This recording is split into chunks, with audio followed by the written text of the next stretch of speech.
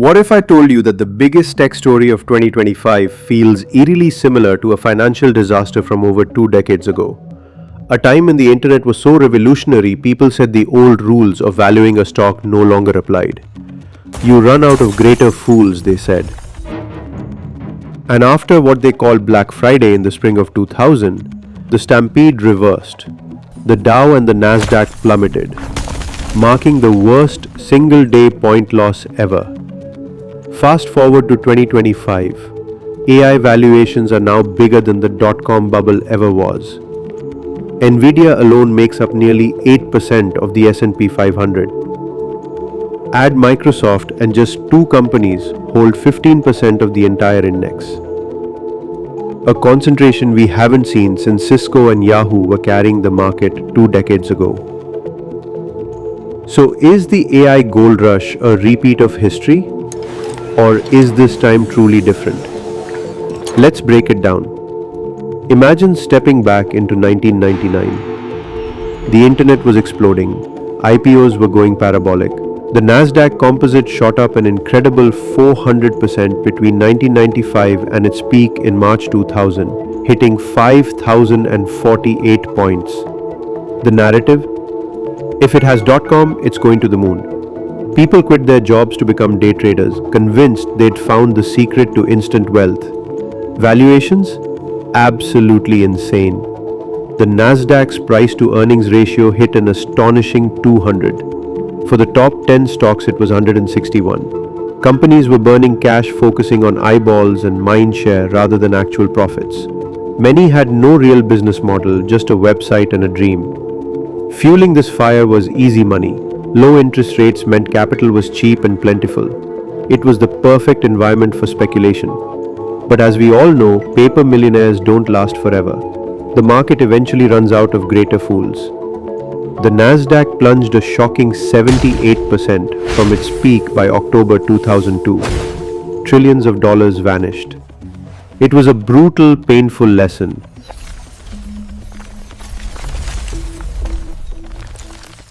Fast forward to today, 2025.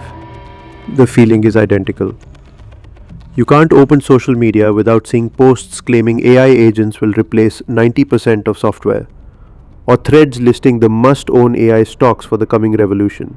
If you're feeling déjà vu, you're not alone. The mindset is, if it's an AI play, it's untouchable. Let's call it what it is. AI has become the new religion of Wall Street. And just like all religions, faith often trumps logic. The Buffett Indicator, a measure of total market cap to GDP, hit 150% before the dot-com crash. Buffett famously said, when this indicator approaches 200%, investors are playing with fire. Well folks, we're not approaching 200% anymore. We're sitting at a staggering 213%. And then there are the individual valuations. Palantir, for example, is trading at a trailing PE of 690. Yes, 690. That's not a stock valuation, that's a lottery ticket masquerading as an earnings multiple. Tesla too is getting swept up in the AI halo. Negative earnings growth doesn't matter. Musk Motors robo-taxis, and suddenly every retail trader wants to mortgage their house to buy call options. This isn't investing. This is blind faith with leverage. While retail is piling into AI stocks like they're the last lifeboat of the Titanic, insiders are quietly heading for the exit. A staggering almost 90% of insider transactions are sales. Only 11% of companies are seeing net insider buying. This is the lowest level ever recorded.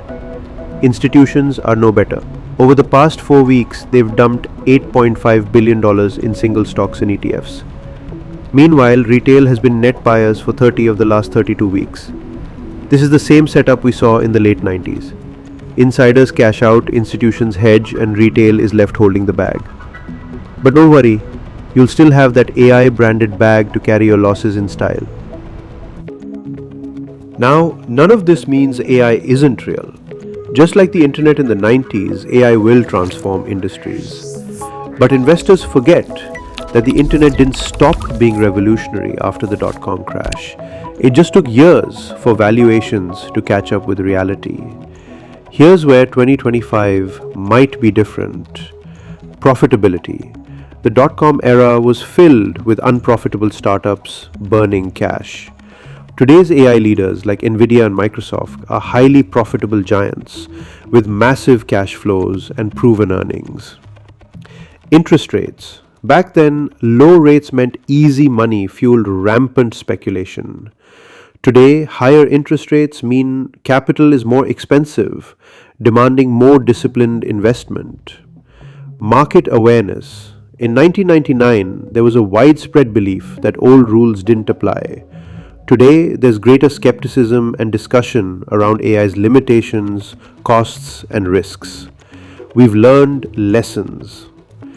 Nvidia might be a great company, but when it's worth almost 8% of the S&P 500 by itself, you have to ask if the market has gone from optimistic to delusional.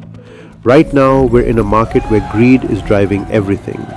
Fundamentals are optional, and insiders and institutions are quietly selling, while retail loads up on calls thinking they're about to retire early. The parallels to 2000 are impossible to ignore, clear signals that history could repeat itself. And the Buffett Indicator is flashing one of the strongest warnings we've seen in decades. The AI trade is still in full force and momentum might carry it higher, but the setup is fragile.